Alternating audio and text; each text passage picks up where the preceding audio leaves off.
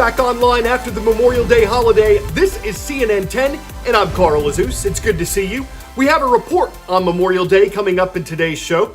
While summer in the Northern Hemisphere doesn't officially start until June 20th, Memorial Day is seen as the unofficial beginning of the season. And with warmer weather descending on much of the United States, people were out and about packing beaches in some places as they reopened. A lot of folks were seen without masks and apparently ignoring social distancing rules, and Americans were cautioned not to let their guard down. The White House's Coronavirus Task Force coordinator says wearing masks is crucial to keeping the disease from spreading. They help prevent droplets from someone's sneeze or cough from reaching other people. One question submitted to CNN is about whether you can catch COVID-19 by going to the pool. The Centers for Disease Control says a pool or hot tub that's well maintained and disinfected is not likely to carry the virus from one person to another, so you probably won't get it from the water.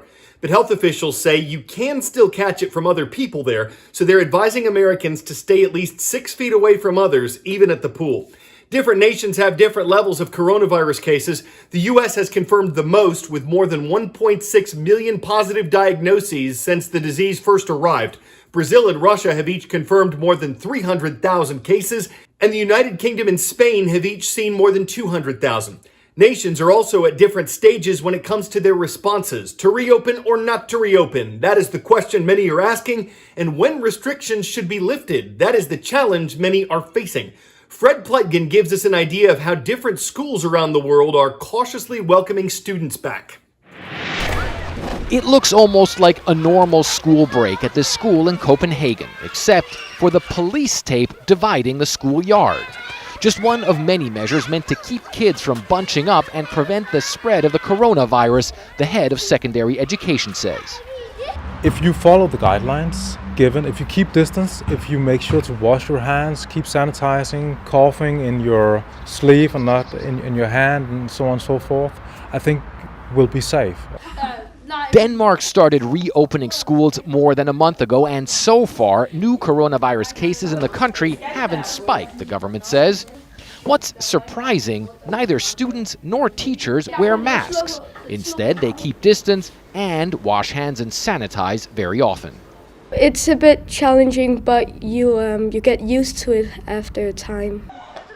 It's a different picture in South Korea. Children there not only wear masks, some are seated behind plexiglass dividers to prevent infections. Still, the country shut down dozens of schools after 2 kids tested positive.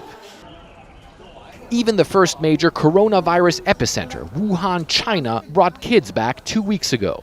Here too, masks are mandatory, and the school's president says other strict measures have been taken. We rearranged the facilities on the campus to ensure each class has its own restroom, he says, its own boiled water room, and its own alternative classroom. France reopened schools last week, but has already had to shut some down again after recording dozens of coronavirus cases. Still, France's education minister says he believes the kids are doing their part. The pupils understand the social distancing rules, he says, the wearing of masks, and in some cases, they show the way, including for adults, because they understand what's at stake. Denmark says it hopes to have all students back in school next week, but physical distancing rules means they don't have space for them all. So they are getting creative, moving some classes into local churches and even the church graveyard. All to try and ensure children can have their lessons even in times of pandemic. Fred Pleitgen, CNN, Berlin. What the U.S. observes as Memorial Day was originally known as Decoration Day. It began at the time of the U.S. Civil War when mourners decorated the graves of people who'd fallen in battle. The name of the event was changed to Memorial Day after World War I. It became a time to remember troops who'd been lost in every U.S. conflict. And it's now celebrated on the third Monday in May, one of several federal holidays held on a Monday to give workers a long weekend. In normal times, parades are held. Thousands gather for public events that remember America's fallen servicemen and women. The president lays a wreath at the Tomb of the Unknowns. That's at Arlington National Cemetery in Virginia. And that somber ceremony was held as planned on Monday. But there are a number of Memorial Day traditions that look very different in the coronavirus era. The flag that covers the casket is no longer handed to the next of kin. Instead, it's gently laid on a table next to the grave at Arlington National Cemetery. Solemn funeral honors adjusted in the age of coronavirus to pay tribute to decorated World War II veteran Robert Belch. Here, everyone wears masks, even the rifle platoon. Captain Doug Rohde has been back from Iraq for just 8 months.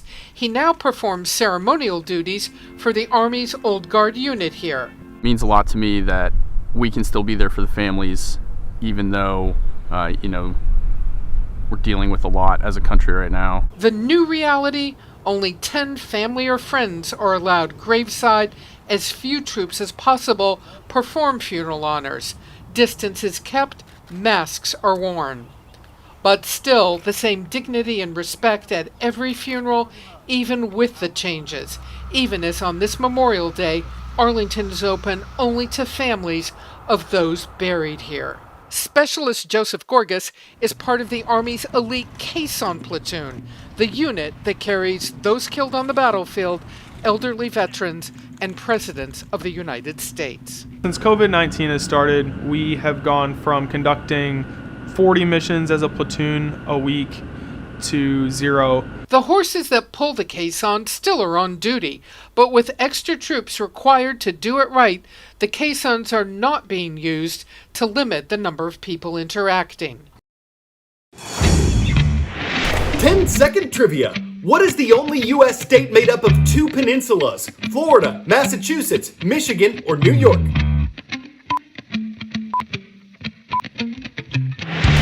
The only state that borders 4 of the Great Lakes and has 2 peninsulas is Michigan.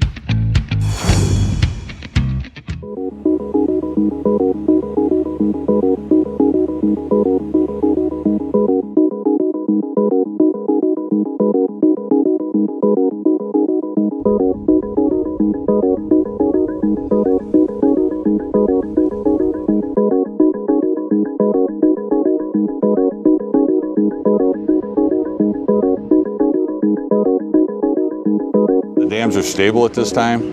We're just waiting for the water to crest. We're assessing what damages we have, and we have been assisting people with sheltering.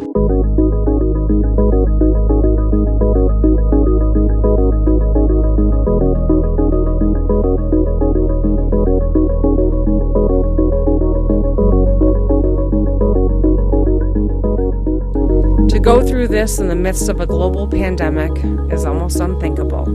But we are here, and to the best of our ability, we are going to navigate this together.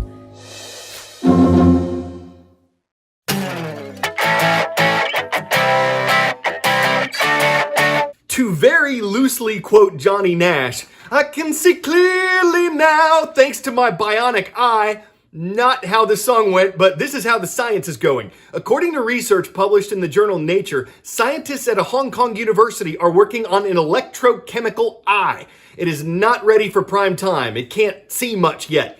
But researchers hope the prototype could eventually work better than a human eye, even managing to provide night vision.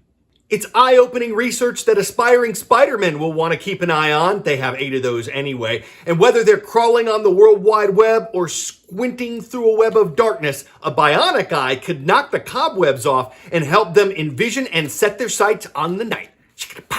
I'm Carl Azus. Today's show, we are keeping our eyes on Wallenpaupack Area High School. It is in Hawley, Pennsylvania. We hope you're doing well and enjoying CNN.